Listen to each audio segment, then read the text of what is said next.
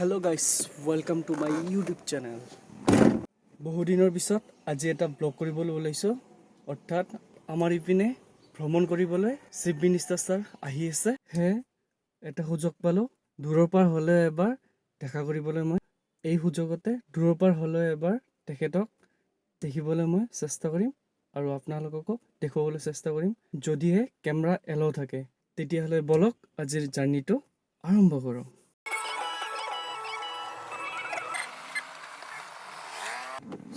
এতিয়া আহি পালোঁ ৰাজস্থানলৈ। ইয়াতে মানুহ কেইজনমান উঠিব, ইপিনে মানুহবোৰ আহি আছে।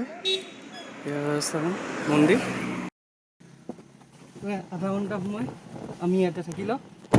মানুহখিনি আহিলে এতিয়া আমাৰ জাৰ্ণি আকৌ আৰম্ভ হ'ব। আৰু এনেদৰে আমি ঢালিগাঁৱলৈ গৈ থাকিলোঁ। ফাইনেলি আহি পালোঁ আমি টাউনশ্বিপৰ ভিতৰত।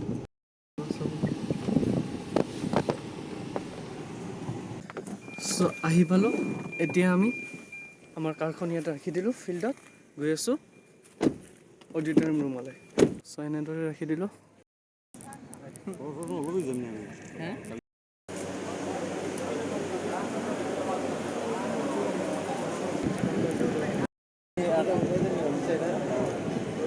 মুখ্যমন্ত্ৰী doctor Himanta Biswa Sarma welcome.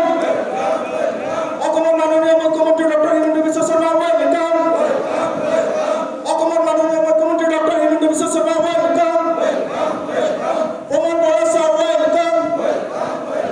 Pramod Boro sir welcome. Thank you. পলম নকৰাকৈ আজিৰ এই সভাটো আৰম্ভ কৰিবলৈ ওলাইছোঁ।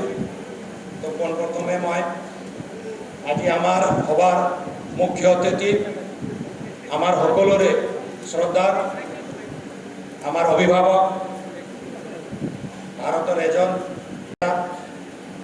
ছাৰ ডক্টৰ হিমন্ত বিশ্ব শৰ্মা, অসমৰ মাননীয় মুখ্যমন্ত্ৰী মহোদয়ক সম্বৰ্ধনা জনাবলৈ BTRৰ CM তথা UPPA দলৰ সভাপতি শ্ৰীযুত প্ৰমোদ বড়ো ডাঙৰীয়ালৈ মই অনুৰোধ কৰিছোঁ।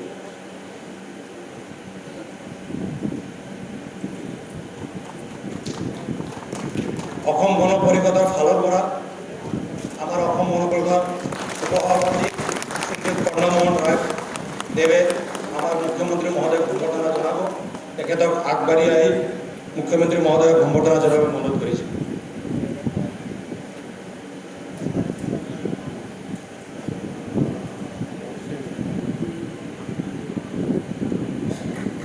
এই দলীয় সভাত উপস্থিত আমাৰ BTRৰ CM শ্ৰীযুত প্ৰমোদ বড়ো ডাঙৰীয়াক সম্বৰ্ধনা জনাবলৈ অনুৰোধ কৰিছোঁ। অসমৰ জনপ্ৰিয় মুখ্যমন্ত্ৰী শ্ৰী অশোক সিংঘল ছাৰলৈ সম্বৰ্ধনা জনাবলৈ অনুৰোধ কৰিছোঁ। আমাৰ BTRৰ অভিভাৱক, UPPA দলৰ ফাউণ্ডাৰ প্ৰেছিডেণ্ট তথা অসমৰ বৰ্তমানৰ মুখ্যমন্ত্ৰী তেখেত UG ব্ৰহ্মা ডাঙৰীয়াক সম্বৰ্ধনা জনাবলৈ অনুৰোধ কৰিছোঁ। অসমৰ জনপ্ৰিয় মুখ্যমন্ত্ৰী তেখেত শ্ৰী জয়ন্ত বৰুৱা ডাঙৰীয়ালৈ সম্বৰ্ধনা জনাবলৈ অসম গণ পৰিষদৰ কেন্দ্ৰীয় নেতা তথা বৰপেটা সমষ্টিৰ সাংসদ শ্ৰীযুত সমীভূষণ চৌধুৰী ডাঙৰীয়ালৈ সম্বৰ্ধনা জনাবলৈ অনুৰোধ কৰিছোঁ। UPPA দলৰ ৱাৰ্কিং প্ৰেছিডেণ্ট তথা ৰাজ্যসভাৰ সাংসদ শ্ৰীযুত ৰণগৰা নাৰ্জাৰী ডাঙৰীয়ালৈ সম্বৰ্ধনা জনাবলৈ অনুৰোধ কৰিছোঁ। কোকৰাঝাৰ লোকসভা সমষ্টিৰ সাংসদ তথা UPPA দলৰ নেতা শ্ৰীযুত জয়ন্ত বসুমতাৰী ডাঙৰীয়াক সম্বৰ্ধনা জনাবলৈ অনুৰোধ কৰিছোঁ। আমাৰ বিজনীৰ বিধায়ক তেখেত শ্ৰীযুত অজয় ৰায় ডাঙৰীয়াক সম্বৰ্ধনা জনাবলৈ অনুৰোধ কৰিছোঁ।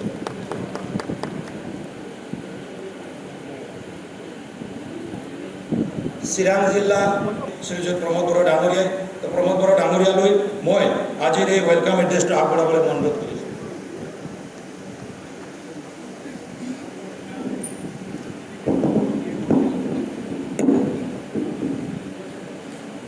নমস্কাৰ। সেই সময়ত যিবিলাক শক্তি অশোক সিংহল ডাঙৰীয়া, জয়ন্ত বড়ো ডাঙৰীয়া কৰিছোঁ।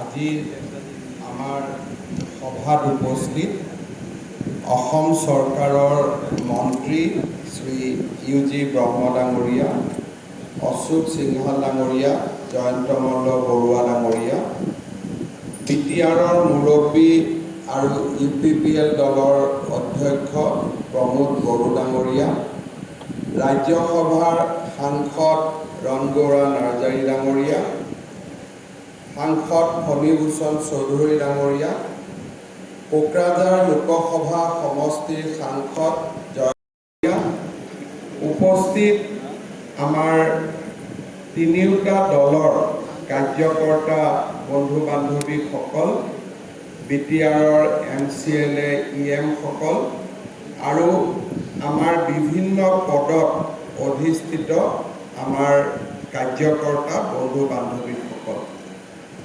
পোনপ্ৰথমে মই আপোনালোকক ধন্যবাদ জনাব খুজিছোঁ যে যোৱাবাৰ লোকসভা নিৰ্বাচনৰ সময়ত আমি ইয়াত একেলগে লগ পাইছিলোঁ আৰু তেতিয়াই আমি সকলোৱে কোকৰাঝাৰ লোকসভাত জয়ন্ত বসুমতাৰী ডাঙৰীয়াক নিৰ্বাচনত জিকাবৰ বাবে আমি সংকল্প লৈছিলোঁ আৰু বহুদিনৰ মূৰত ভাৰতীয় জনতা পাৰ্টি আৰু UPPL AGP দলৰ সমৰ্থিত প্ৰাৰ্থী এগৰাকী জয়ন্ত বসুমতাৰী ডাঙৰীয়া কোকৰাঝাৰৰ পৰা বিজয়ী হ'ব পাৰিলে মই আপোনালোক সকলোকে তাৰ বাবে ধন্যবাদ আৰু অভিনন্দন জনাইছোঁ। এই বিজয়ে এটা কথা প্ৰমাণ কৰিছিলে যে আমি যদি তিনিওটা দলে একেলগে থাকি একেলগে আমি হাতত ধৰাধৰিকৈ নিৰ্বাচনৰ প্ৰচাৰ কৰোঁ, নিৰ্বাচনৰ বাবে এটা পৰিৱেশ নিৰ্মাণ কৰোঁ, তেতিয়াহ'লে আমি যেনে তেনে জিকিম, তাক কোকৰাঝাৰ লোকসভাৰ নিৰ্বাচনে প্ৰমাণ কৰিলে। আমি সকলোৱে জানো যে আমাৰ কোকৰাঝাৰ লোকসভা নিৰ্বাচনত MP জয়ন্ত বসুমতাৰী ডাঙৰীয়া নিৰ্বাচিত হ'ল, কিন্তু তাৰ আগত জয়ন্ত বসুমতাৰী আমাৰ চিডলিৰ বিধায়ক আছিল। এজন ব্যক্তিয়ে বিধায়ক আৰু সংসদ দুইটা আসন লৈ থাকিব নোৱাৰে আৰু সেইকাৰণে নিৰ্বাচনৰ পিছত জয়ন্ত বসুমতাৰী ডাঙৰীয়াই চিডলিৰ বিধায়কৰ পদ ত্যাগ কৰিলে আৰু তাৰ কাৰণে আমি চিডলিৰ ৰাইজে বিধানসভাৰ উপ নিৰ্বাচনত আকৌ এবাৰ ভোট দিব লাগিব, তেনেকুৱা এটা পৰিৱেশ আমাৰ সন্মুখত আহি পৰিলে। চাওঁতে চাওঁতে লোকসভা নিৰ্বাচন আৰু প্ৰধানমন্ত্ৰী ডাঙৰীয়াৰ শপত 100 দিন পাৰ কৰিলে। 100 দিন মানে 3 মাহ 10 দিন। আৰু আমাৰ সংবিধান মতে যিকোনো আসন খালী হৈ থাকিলে 180 দিনৰ ভিতৰত অৰ্থাৎ 6 মাহৰ ভিতৰত আমাৰ নিৰ্বাচন অনুষ্ঠিত হ'ব লাগে।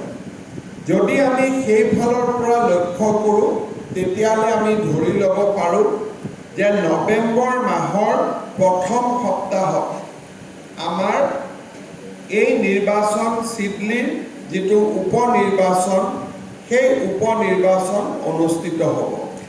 আৰু যদি আমাৰ নৱেম্বৰৰ প্ৰথম সপ্তাহত নিৰ্বাচন হয়, মনোনয়ন আদিৰ কাম কাজ বা ইলেকশ্যনৰ ঘোষণাও অক্টোবৰৰ 15 তাৰিখৰ আগতে হ'ব, তেনেকুৱা এটা আমি ধাৰণা কৰিব পাৰোঁ। এক প্ৰকাৰ উৎসৱৰ পৰিৱেশৰ মাজতেই আমাৰ এইবাৰৰ নিৰ্বাচন অনুষ্ঠিত হ'ব। আমি যেতিয়া লোকসভাৰ নিৰ্বাচন কৰিছিলোঁ, তেতিয়া বহুত গৰম আছিলে, ৰাইজৰ কষ্টও বহুত হৈছিলে আৰু কষ্টৰ মাজতে আমি ইলেকশ্যনটো সমাপন কৰিছিলোঁ।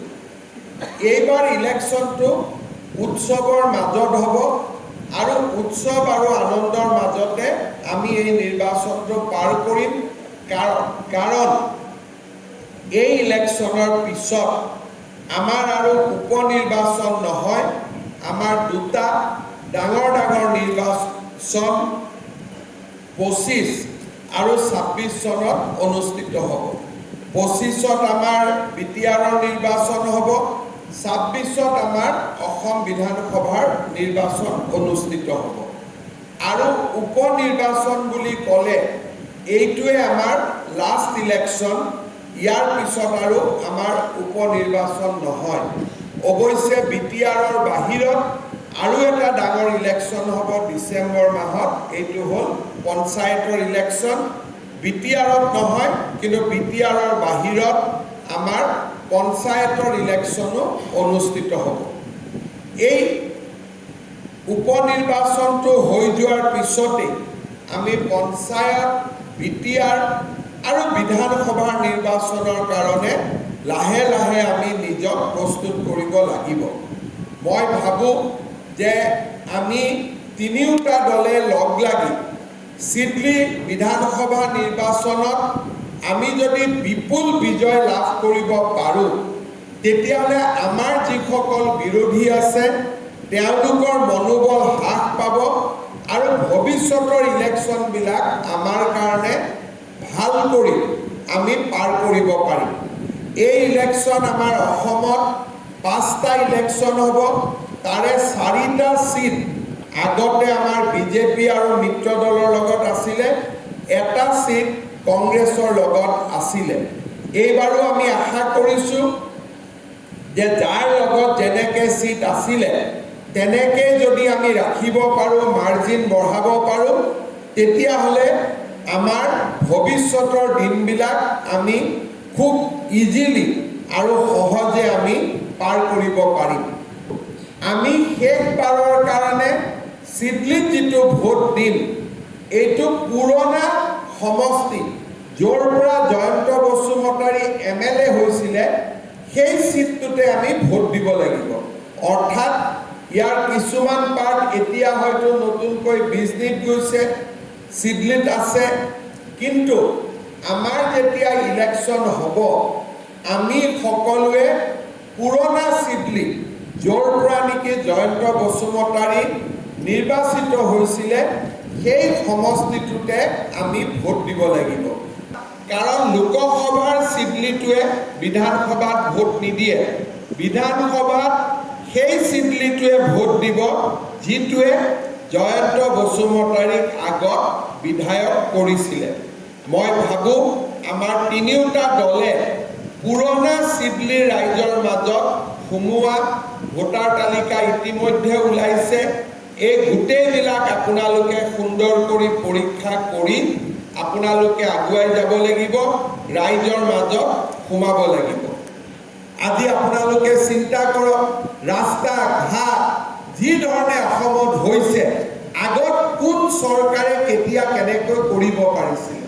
আগতে কোনেও কল্পনা কৰিব পৰা নাছিলে। এতিয়া দুৰ্গা পূজা আহিব, অলৰেডি মই আজি ডিচিৰ পৰা লিষ্ট খুজিছোঁ যে যোনে যোনে দুৰ্গা পূজা পাতিব তেওঁলোকৰ নাম দিয়ক, আমি চৰকাৰৰ ফালৰ পৰাও 10-10 হাজাৰ টকা আমি দিব লাগিব।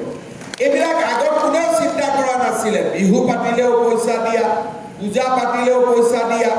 এতিয়া অহা 3 অক্টোবৰ 4 অক্টোবৰত আমি আৰু এটা নতুনকৈ কি কৰিম, ইলেকশ্যনৰ সময়ত আমি আপোনালোকক ফৰ্ম ফিল আপ কৰিব দিছিলোঁ নিযুত মইনা আঁচনি, যে কোনে পৰীক্ষা পাছ কৰিছে লিষ্ট লওক। আমি মেট্ৰিক পাছ কৰিলে কলেজত পঢ়িব 1000 দিম, ডিগ্ৰীত আমি 1250 দিম, ইউনিভাৰ্চিটিত গ'লে আমি 25,000 টকা দিম, 2,500 টকা দিম। মানুহে ভাবিছিল এনে মিটিঙত কৈ আছে আমাক ভোটৰ লোভত কাগজ ফৰ্ম ফিল আপ কৰিব দি আছে। এতিয়া এই আঁচনিও আমি 3 তাৰিখে আৰম্ভ কৰিম। 3-4 তাৰিখে চব ছোৱালীৰ একাউণ্টত 1,1225 টকা সোমাই যাব, যি যি কলেজত নাম ভৰ্তি কৰিছে। তাৰমানে আপোনালোকে চাওক, যিমান আমি ইলেকশ্যনত ফৰ্ম ফিল আপ কৰাইছিলোঁ, এটা এটাকৈ চব কাম 100 দিনৰ ভিতৰতে আমি ধৰাতললৈ লৈ আহিছোঁ। ৰনগৌৰা জয়ন্ত গোটেইসকল লাগি থাকিব এজিপিৰ ফালৰ পৰাও ইয়াতে আমাৰ কৰ্ণমোহন ৰয় ডাঙৰীয়া আৰু গোটেই টিমটো আছে সকলোৱে সমন্বয় কৰি বুথলৈকে সমন্বয় কৰি আমি একেলগে খুব সুন্দৰভাৱে আমি বিজয় কৰাব লাগিব তিনিকুণীয়া প্ৰতিদ্বন্দ্বিতা হ'ব কংগ্ৰেছ উঠিব বিপিএফ উঠিব আৰু আমি একেলগে উঠিম আৰু এই তিনিকুণীয়া প্ৰতিদ্বন্দ্বিতাত আমি 40-50 হাজাৰ ভোটত আমি UPPL দলক আমি বিজয় কৰিব লাগিব সেই অনুৰোধ মই আপোনালোকক কৰিব বিচাৰোঁ পুনৰ এবাৰ আপোনালোক সকলোকে মই ধন্যবাদ জনাইছোঁ নাঙল ভাঙাকে ধৰি কেইটামান কাম মোক প্ৰমোদ বড়ো ডাঙৰীয়াই কৈছে মই গোটেইখিনি ইলেকশ্যনৰ মিটিঙত যেতিয়া আহিম মই তাৰ আগতে হিচাপ নিকাচ কৰি লওঁ ইলেকশ্যনৰ মিটিঙত আহিলে আপোনালোকৰ আগত যি ধৰণে মই ৰাইজক যি আশ্বাস দিব লাগে তেনেকে মই আশ্বাস দিম আৰু পুনৰ এবাৰ আপোনালোক সকলোকে ধন্যবাদ জনাইছোঁ আৰু আপোনালোকৰ উপনিৰ্বাচনত আপোনালোকৰ সহযোগিতা কামনা কৰিছোঁ বহুত বহুত ধন্যবাদ জয় হিন্দ বন্দে মাতৰম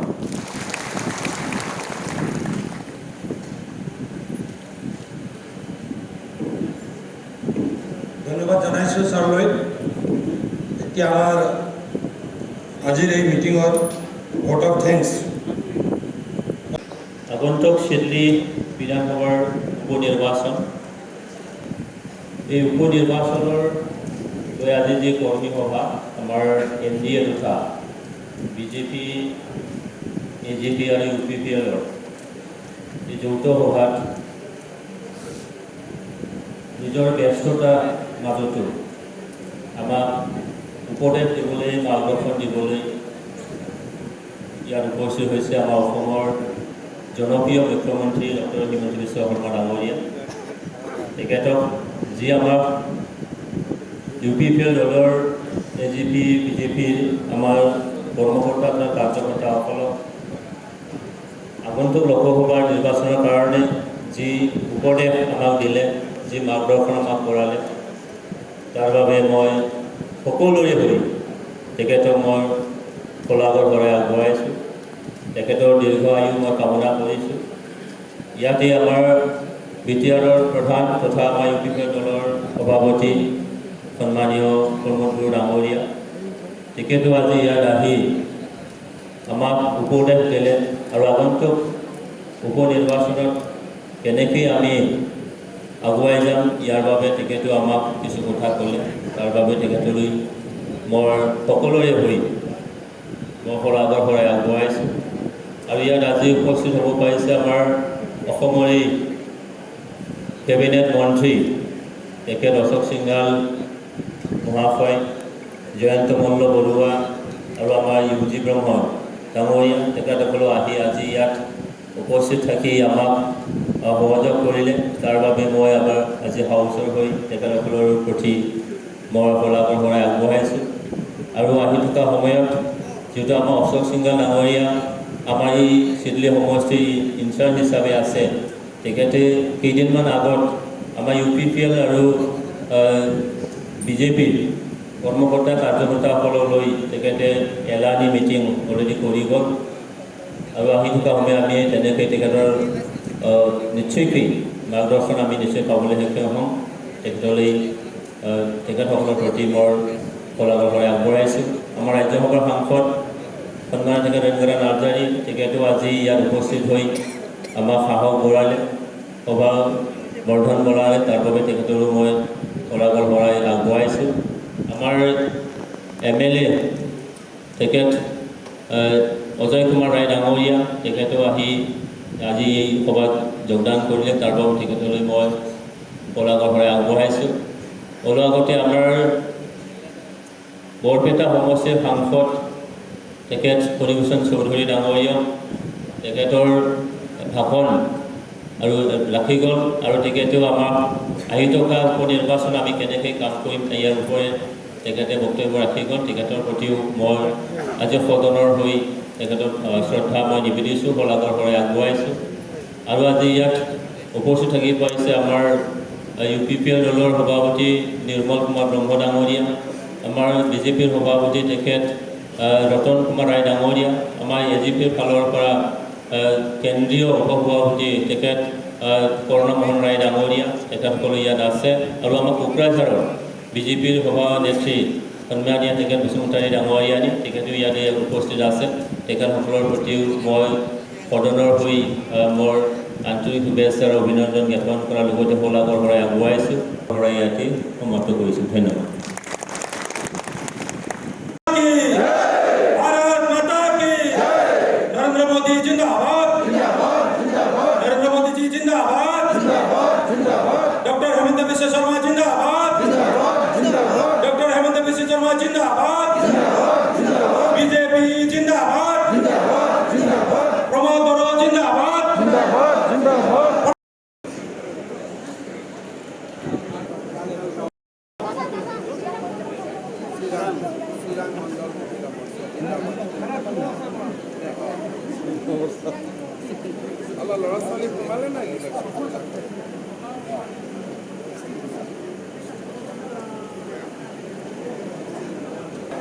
এনেদৰে সভা ভংগ হ'লে আমি ওলাই আহিলোঁ আৰু আমাক এখনকৈ কুপন দিলে চ' হৈ গ'ল আজি অনুষ্ঠানটো এনেদৰে এতিয়া আমি গৈ আছোঁ লাঞ্চ কৰিবলৈ হিমালয় হোটেললৈ চ' ফাইনেলি আমি হিমালয় হোটেলৰ পৰা ওলালোঁ এইখিনিয়ে আছিল আজিৰ ভিডিঅ'টো আশা কৰিছোঁ আপোনালোকৰ ভিডিঅ'টো চাই ভাল পালে যদি মোৰ ভিডিঅ'বোৰ চাই আপোনালোকৰ ভাল লাগে তেতিয়াহ'লে মোৰ চেনেলটো লাইক শ্বেয়াৰ এণ্ড ছাবস্ক্ৰাইব কৰিবলৈ নাপাহৰিব ধন্যবাদ